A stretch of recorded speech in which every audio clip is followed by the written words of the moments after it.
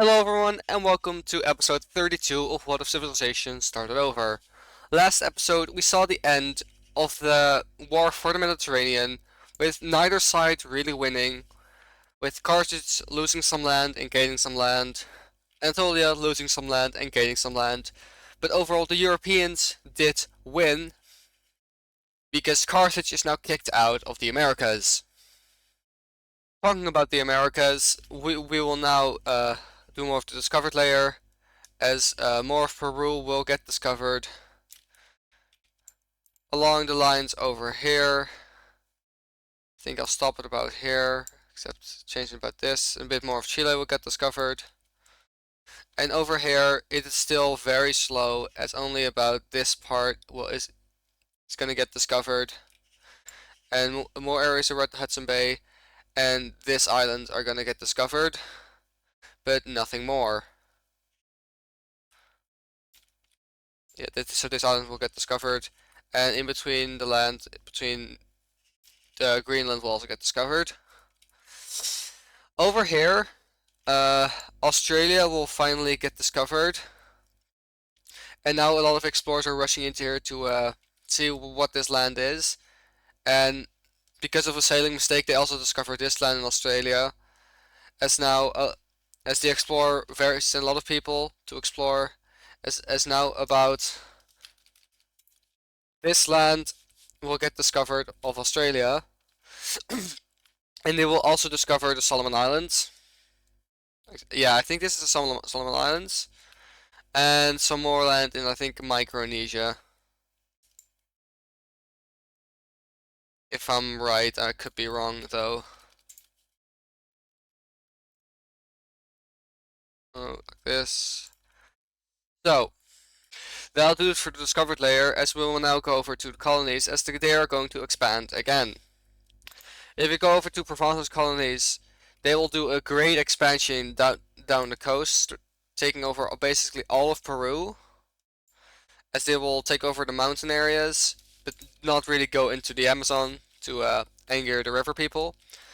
Because I didn't explain yesterday, or not yesterday, I didn't explain last episode, but these Brazilian, uh, old Brazilian colonies are river religion nobles, which got were forced independence by the European powers.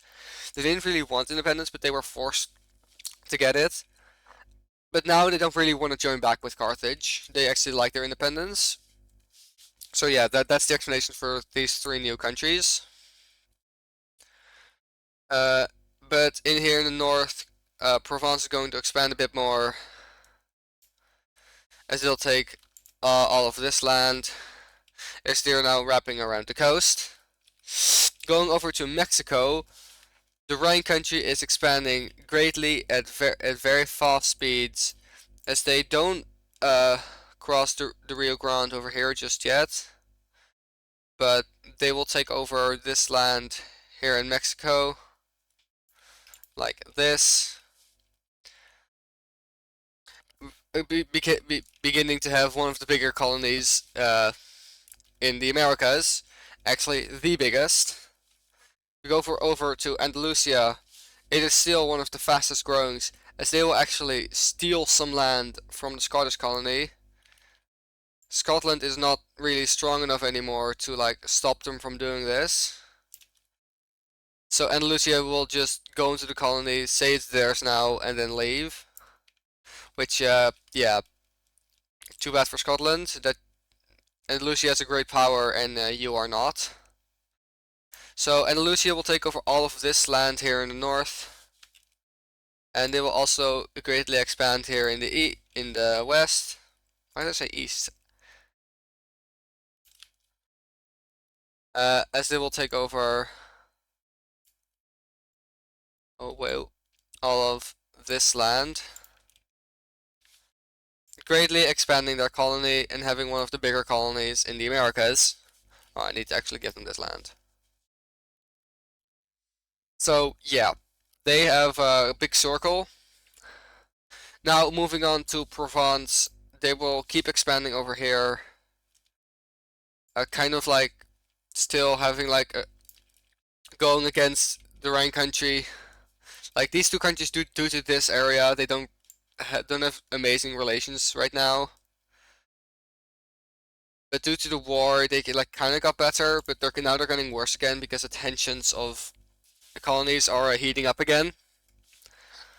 Over here, Green France is now actually gonna try to focus on Brazil, so they actually expand quite a lot into Brazil, about this much. And these countries aren't gonna get invaded just yet. That's gonna take a while. But now also, if we go to the discovered layer, we will see that Nigeria is also starting to like try to find a quicker route to Brazil because they know it's here and they should just go straight here. Or on the map, it would actually be like more like this, as they do eventually land in Brazil and go all the way to the south.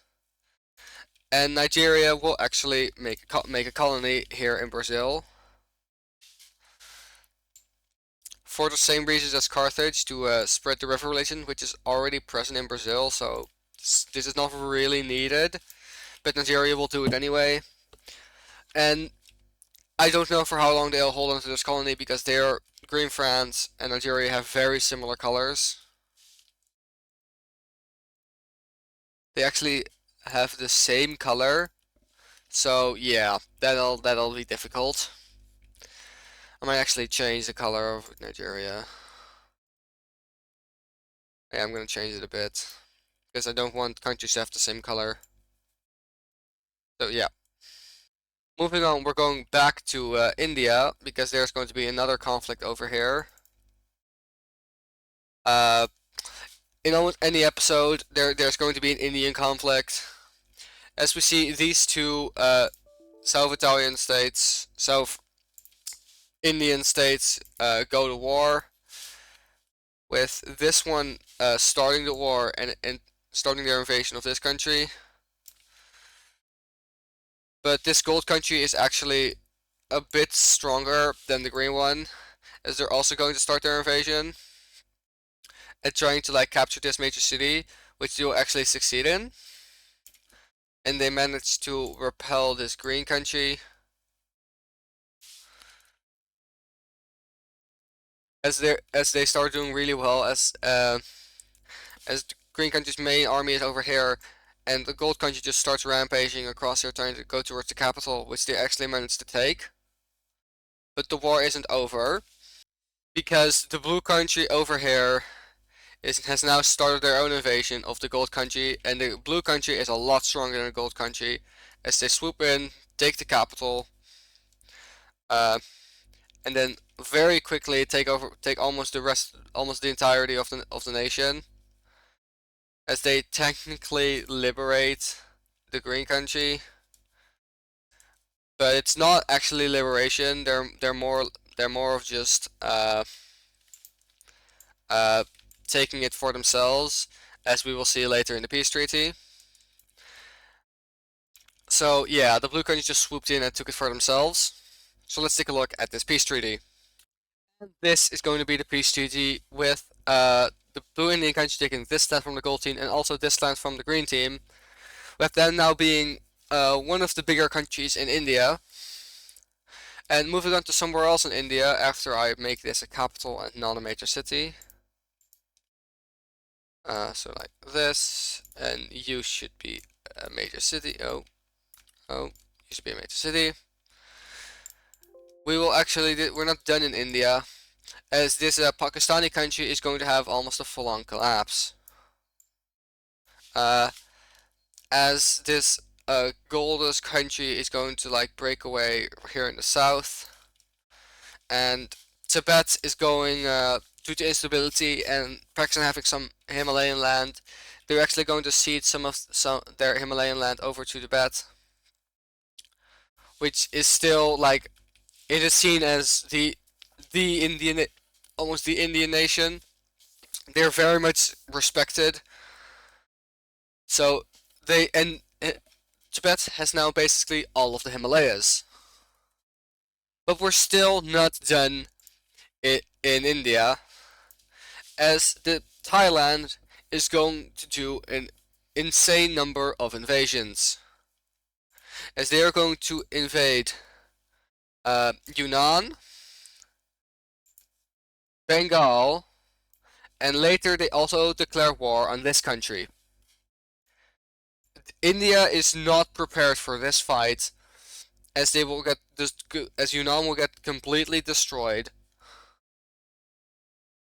Uh, and they find a way over to this country, where they will then also start an invasion of that country.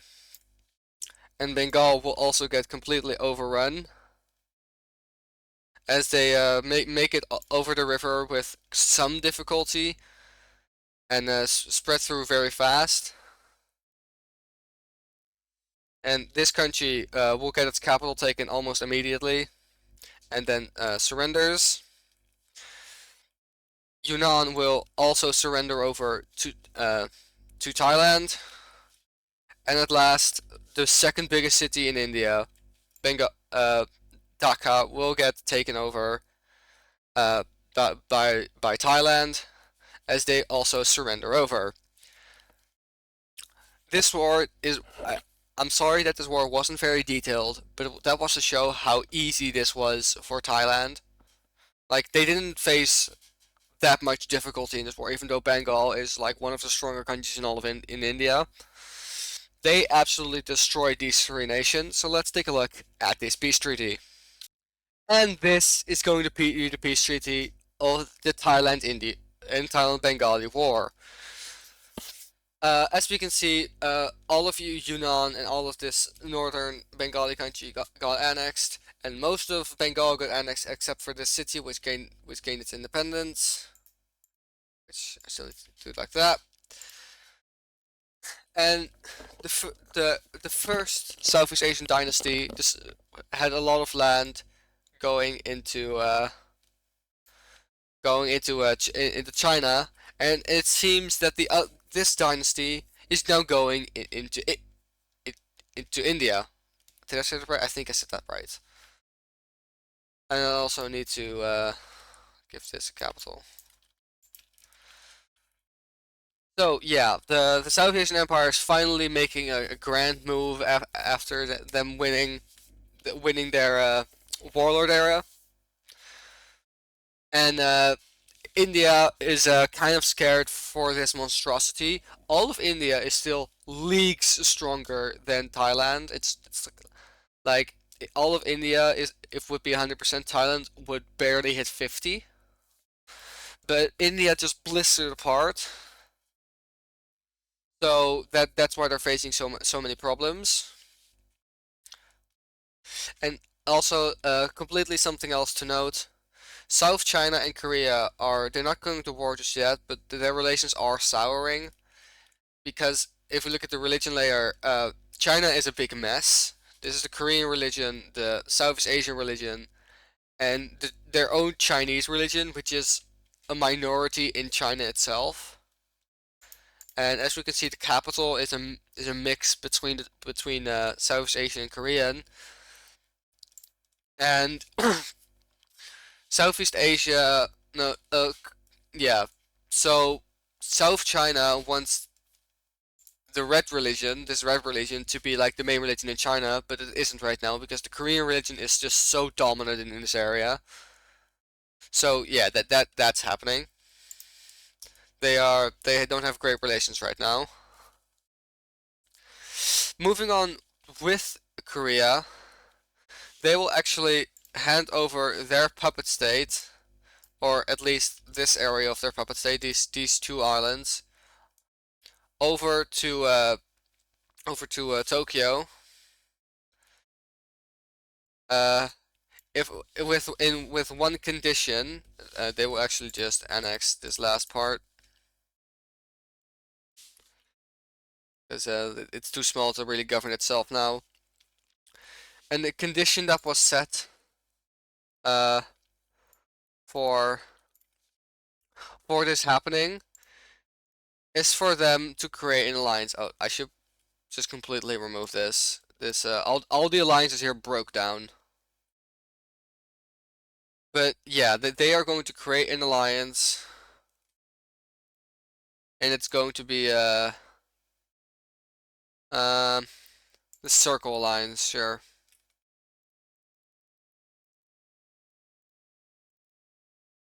As Korea, oh, and Tokyo create the Circle Alliance, and North Japan is not feeling too great about this because they feel threatened now for because they're now completely surrounded by the two. And before they were very similar strengths, but Korea is just so much stronger than the others that if they went to war right now, they wouldn't stand a chance. Also, Korea, oh, whoa. Also, Korea expands a bit more in here. Oh, I don't like this border. I don't like it, but I don't know how to fix it. Like this. Sure.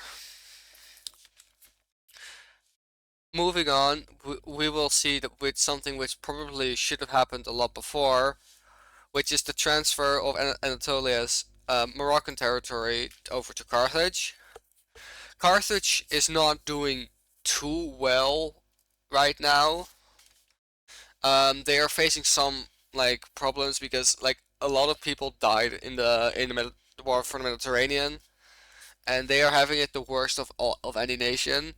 Like they didn't get invaded, which really helped, and they also just after the war because they the European powers kind of forgot to add it into the peace treaty that they couldn't just immediately after invade the newly created countries. They're actually just going to invade Libya and not completely annexing, but they're going to demand some land, which is about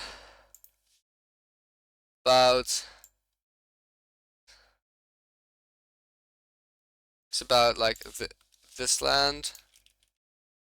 No, no, that looks that. Oh no, that's bad. They're going to take like this land from it. They just want this major city back, which they do, and that was the entire goal of this war. So they're just going to invade. They just invaded Libya because they wanted the city back, and I'm actually going to change this border a bit. Next, we see the Congo, which hasn't done a lot in a while, is going to expand a bit. Actually, not a bit. They're going to expand a very big amount, taking all of this northern area and also a lot of this southern area over here, almost fully encapsulating this country over here. As actually slowly Nigeria and the Congo are having a kind of split. They are they still work together with the religion, they still do religious practices with each other, but with influence they're having a split, with Nigeria having influence over this country and some influence over this country, and still working together with Carthage, and the Congo is has influence over this blue country and actually also this green and this teal country, as this yellow country is going to expand a bit more over here, and this green country is going to expand in between that, and actually just expand in general quite a bit, but only here in the west. So we kind of have two ways of influence, with Nigeria having like this, and the Congo having like this. Now there's slowly two blocks forming in Africa, which could destroy the unity that Africa had before with the river religion. I'm also actually going to update the religion map right now. I'm just going to do that real quick because the river religion has spread a lot in the Congo region, and it actually in some places even reached the African Great Lakes. And over here it just completely encapsulates two of them, actually three of them. As over here it's a bit more, but not that much because there's no real big rivers nearby. And the big one is that basically all of Brazil now follows the river religion. All of like the Amazon rainforest and Brazil around it now is a follower of the river religion. And we also see if we go back to the normal map and Lucy here, they also have now, whoa, that's wrong because that's have now pockets of the river religion here and there with their major settlements because I think the maybe one over here.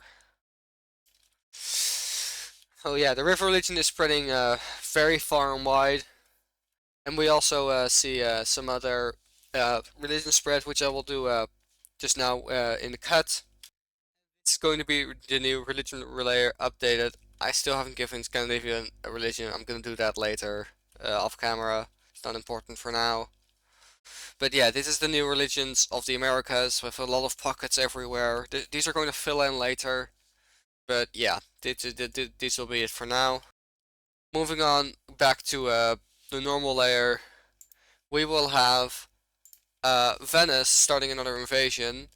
If we look at the ethnicity layer, we see that this, let's call it like, um, I guess this is like Liechtenstein. This Liechtenstein country is the Italian religion, and Venice is going to capitalize on that and wanting to unite their people, and as they're going to start an invasion and take over the capital as they surrender. This is a very quick war. It doesn't take very long, but they are going to take, if you look at the ethnicity layer, on like this third is part of their religion of the ethnicity, so they're going to take that part. And does that look bad? Kind of, but I can't really do anything about it. So, and this part will get moved over here. And I will copy paste it and then go like that. And these are the new borders over here.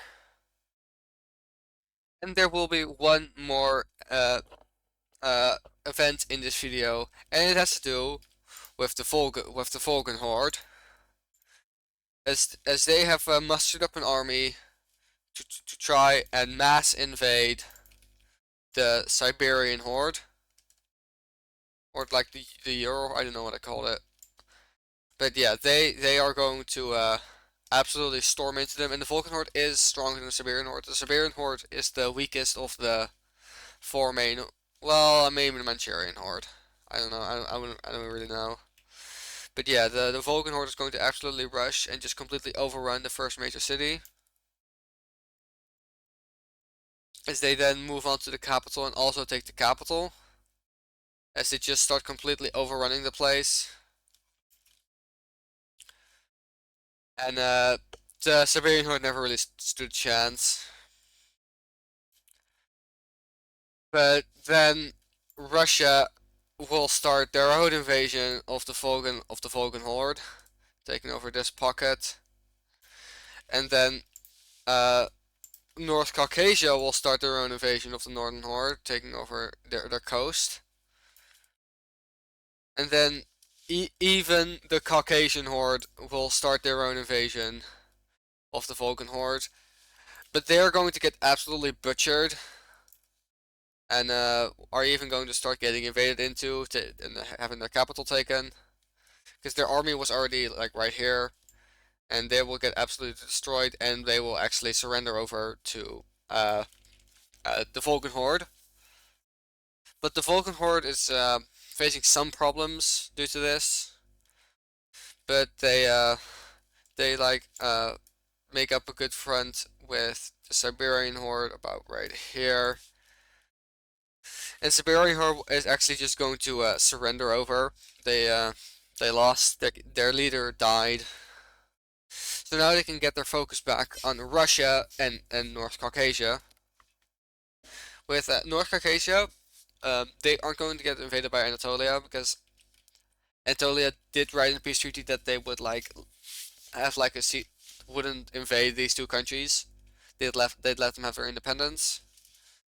But moving on, we see that Russia is doing pretty well with also their second army here in the middle, as they keep pushing into the horde, but they haven't really faced an army yet because the armies were in Siberia because they didn't really expect this. But the armies first get over to Caucasia, and they do really well into pushing them back to about right here, and then they move into the north and push them back even more, and then start their own invasion, which goes actually really well as they just completely ignore the army, manage to cross this river without a lot of problems, and then turn around to like try to storm the capital. All while doing this, they start retreating out of the hordes to like get back to their capital and not lose their capital. So they just completely uh, uh, walk out. But then like the smaller troops of the horde take this river and also start advancing, as they are doing really well, and also start the smaller groups start now going across the coast, as the big group manages to reach the capital and siege it. They don't have really siege weapons. They didn't really bring it. They aren't very good for on horses, so we're just going to uh, stay around the capital with their bows and just wait them out. As this pocket falls over to the horde, and their second army, like this horde has two big armies, is now going to try and deal with Russia, as they do manage to slightly push back and cross the river over here, which is going to lose them all land across this river. But they don't really manage to do something more because Russia is stronger than the North Caucasus country, of course. And over here, Russia is going to do a lot better. Uh, because like the big armies over here, so they can't really defend against like the second big army of Russia, because Volga is facing a two-front war and Russia is not. So they have more troops to spare per front. So Russia keeps invading over here, which is going extremely well for Russia in the north. But then the Horde will have a dramatic victory over here, which completely loses them out on this land. And then they will get invaded into by the Horde. And on their horseback, they go really fast to this major city and manage to overrun it. So they completely cut off this part and take over this area. As it now seems this war might actually be very fair. As after this happens, the Volga country is actually going to later claim for the Siberian horde, which is going to be agreed to, as they managed to get a lot of land from this war with Siberia, all of this land, and they actually also take some more land from the Kazakhstani horde, about this land. And I'm gonna change this border a bit.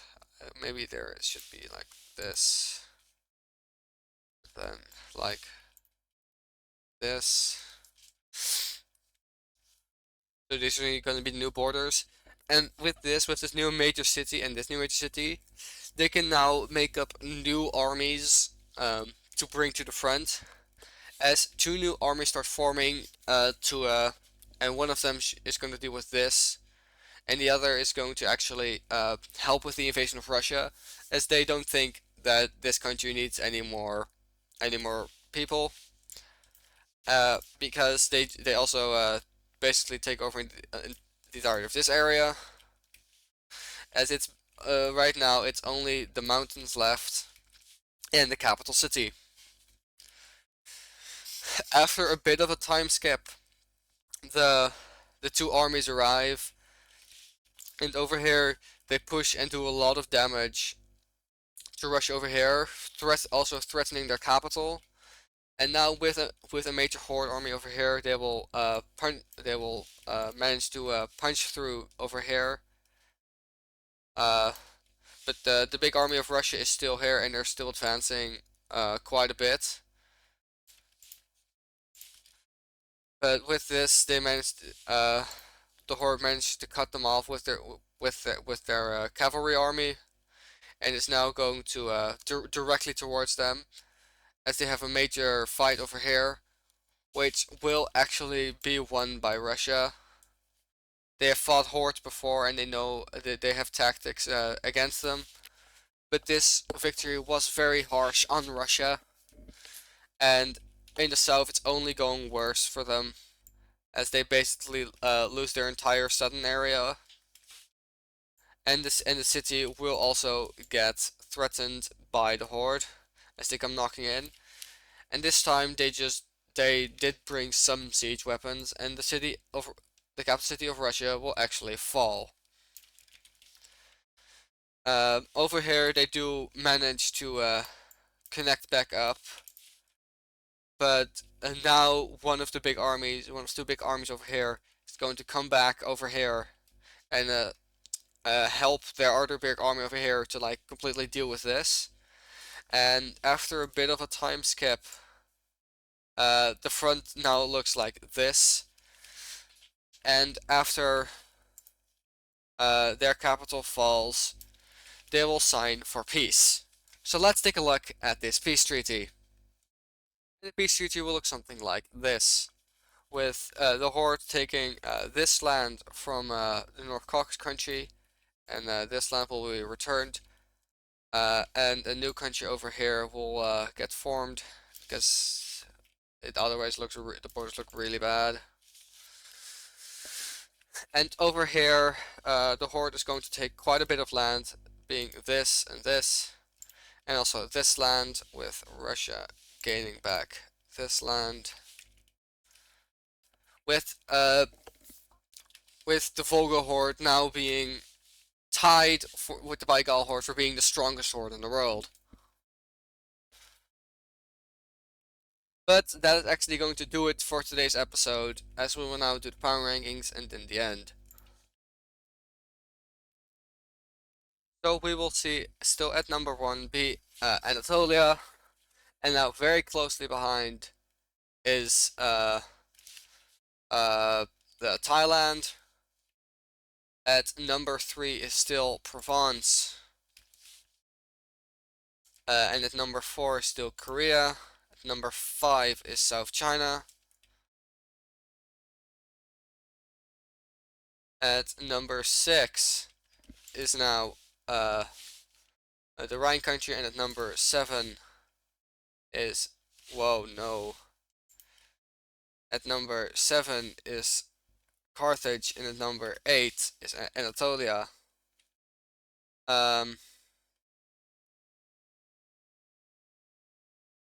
At number 9, oh, I don't know why before. Let me go check. Oh, okay. It was the other European powers. So